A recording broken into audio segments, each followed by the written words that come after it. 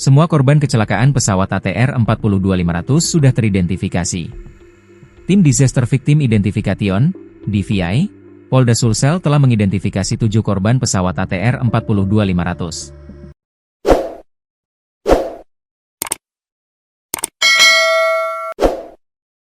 Pesawat ATR 42500 jatuh di Bulu Saraung, Pangkep, Sulsel, Sabtu, 24 Januari 2026. Ada 10 penumpang pesawat ATR 42500.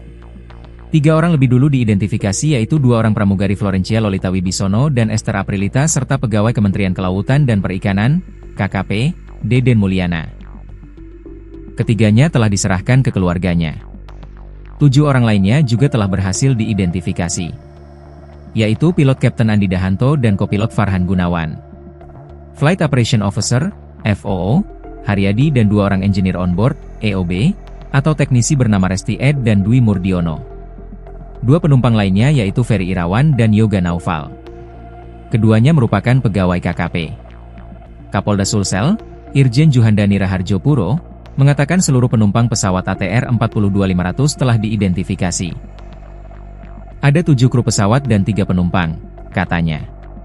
Terdapat 11 kantong jenazah yang diterima Bidokes Polda Sulsel. Berdasarkan hasil identifikasi, ditemukan identitas korban berjumlah 10 orang dalam manifest pesawat. Bodi ataupun tubuh masih bisa terbaca, bisa diidentifikasi lebih lanjut, ungkapnya. Kemudian dari 1 pack berisi tulang juga bisa dibuktikan adalah bagian tubuh dari salah satu korban yang 10 orang. Proses identifikasi menunjukkan seluruh kantong jenazah yang diterima merupakan korban pesawat ATR 42500. Seluruh jenazah teridentifikasi hingga Jumat 23 Januari malam kemarin. 10 korban sudah bisa diidentifikasi berdasarkan jumlah yang terdapat di manifest tadi malam. Dan identik semua dengan nama-nama korban yang masuk dalam manifest, jelasnya. Haru pemakaman Esther Aprilita di Bogor, pramugari korban pesawat ATR 42500. Esther Aprilita Sianipar pramugari pesawat ATR 42500 dimakamkan di TPU Gunung Gadung, Kecamatan Bogor Selatan, Kota Bogor, Sabtu, 24 Januari 2026. Pemakaman dimulai pukul 12.50 waktu Indonesia Barat. Peti jenazah Esther dikeluarkan dari mobil ambulans dan langsung digotong menuju liang lahat. Peti ini berwarna coklat dan ditutup menggunakan kain ulos khas suku Batak. Keluarga, kerabat, serta rekan Esther terlihat mengantar jenazah sampai ke liang lahat. Mereka mengelilingi liang lahat dan mendengar pendeta memimpin doa. Keluarga inti dari Esther pun terlihat membawa nisan serta karangan bunga. Suasana haru terasa saat peti jenazah mulai diturunkan ke liang lahat dan ditutup menggunakan tanah. Isak tangis terdengar lirih dari keluarga serta kerabat Esther yang hadir di pemakaman. Sejauh ini, pukul 13.45 WIB, proses pemakaman masih berlangsung. Sebelumnya, sebelum dimakamkan di TPU Gunung Gadung, jenazah Esther disemayamkan di rumah dukanya yang berlokasi di Komplek Perumahan Bukit Rancamaya, Desa Ciherang Pondok, Kabupaten Bogor sejak pagi tadi. Jasad Esther disimpan di dalam peti berwarna coklat.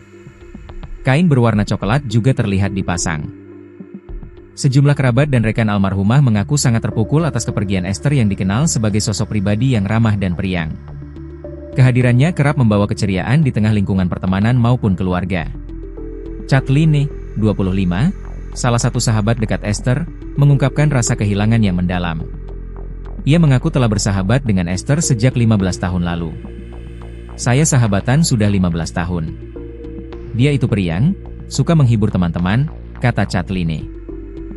Kebaikan pramugari Florencia semasa hidup, aktif bantu anak kurang mampu. Florencia Lolita Wibisono pramugari yang tewas dalam kecelakaan pesawat jatuh ternyata punya rekam jejak yang mengesankan. Florencia merupakan pramugari pesawat ATR 42500 yang jatuh di Gunung Bulu Saraung. Semasa hidupnya, pramugari ini karib disapa Olen, aktif berkegiatan sosial dan peduli pada anak-anak kurang beruntung. Pramugari Florencia Wibisono atau yang akrab disapa Olen masuk dalam daftar korban jatuhnya pesawat ATR 42500. Jenazah Olen merupakan korban kedua yang ditemukan tim SAR pada Senin, 19 Januari 2026, dan berhasil diidentifikasi pada Rabu, 21 Januari 2026. Kabid Dokes Polda Sulsel, Dr. Muharis mengatakan bahwa pihaknya langsung melakukan identifikasi korban kedua yang diterima Bidokes Polda Sulsel pada Selasa, 20 Januari 2026, malam. Jenazah dengan nomor postmortem 62B. 01 cocok dengan antemortem nomor AM004 teridentifikasi sebagai Florencia Lolita Wibisono, jenis kelamin perempuan, umur 33 tahun, dengan alamat apartemen Watt Tower A Unit 216 Buleleng, Jakarta Timur, kata Dr. Muharis dikutip dari Kompas.com, Rabu, 21 Januari 2026. Tim DVI gabungan yang melakukan identifikasi korban, terdiri dari tim DVI Bidokes Polda Sulsel, tim DVI Pusdokes Polri, tim Iden Polda Sosial, tim Pusiden Polri, dan Departemen Forensik dan Medikologal Fakultas Kedokteran Unhas. Tim DVI gabungan melakukan pencocokan medis korban melalui identifikasi sidik jari dan data gigi. Melalui sidik jari, data gigi, properti, dan ciri medis, paparnya. Setelah resmi dinyatakan gugur dalam tugas, kebaikan-kebaikan Olen semasa hidup menjadi cerita yang banyak diungkap di media sosial. Satu di antaranya diungkap oleh Joelle Gabriela melalui akun Instagram Joelle Gabriela. Dalam unggahan Instagram Story pada Rabu, 21 Januari 2026. Joelle mengungkap bahwa Olen adalah anggota organisasi Generasi Bermimpi yang kerap melakukan kegiatan sosial. Joelle bahkan menyebut Olen sudah berencana mengajar anak-anak kurang beruntung yang tinggal di kolong sebelum ia meninggal dalam tugas. Rest in love my sisi. Padahal kita mau ngajar bareng lagi ya di kolong. God is in his control, tulis Joelle. Joelle juga mengunggah potret kenangan ketika Olen sedang melakukan aktivitas sosial. Ia terlihat bersama anak-anak kurang beruntung yang tinggal di kolong. Dalam unggahannya, Joelle mengucap terima kasih atas ketulusan Olen selama ini. Terima kasih untuk hati dan inspirasi yang kamu berikan ke adik-adik Generasi Bermimpi. Mereka ada yang pengen jadi pramugari kayak kamu. Terima kasih sudah menginspirasi kamu dengan cerita hidupmu. Terbanglah tinggi, tulis Joelle. Kebaikan hati Olen juga diungkap oleh sejumlah juniornya di dunia penerbangan. Akun TikTok bernama Cindy Mulyani mengunggah kenangan bersama Olen melalui postingan pada Senin, 19 Januari 2026. Dalam unggahannya, Cindy ungkap Olen adalah senior yang baik. Ia tidak pernah memberikan arahan dengan cara kasar kepada juniornya.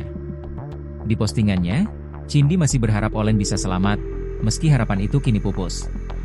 Mbak Olen sayang, Mbak itu idola aku, yang gak pernah marah, yang selalu ngasih arahan ke aku.